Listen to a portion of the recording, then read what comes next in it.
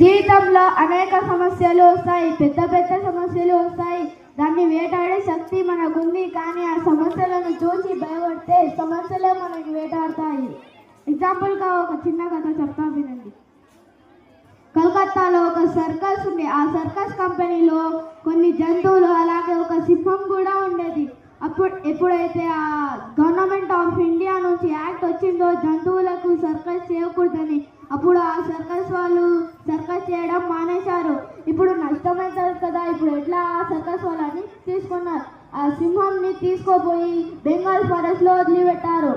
దాని తర్వాత సర్కస్ వాళ్ళు ఒక సింహంని చూస్తున్నారు. సింహం బాగుందా, ఆరోగ్యం బాగుందా లేదా అని ఒక నిఘా పెట్టారు.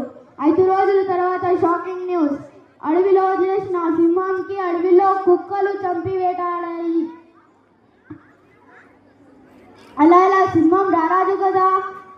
ఎప్పుడైతే ఆ సింహం సర్కస్లో ఉండేదో అప్పుడు ఆ సర్కస్ వాళ్ళు ఉదయం 5 కేజీల మాంసం ప్లేట్లో వచ్చేది, తినేది, వేటాడడం లేదు. మధ్యాహ్నం 5 కేజీల మాంసం ప్లేట్లో వచ్చేది, తినేది, వేటాడడం లేదు. అంటే డిపెండ్ అవ్వడం మొదలుపెట్టింది. మా లైఫ్లో కూడా అట్లనే అవుతుంది. Thank you.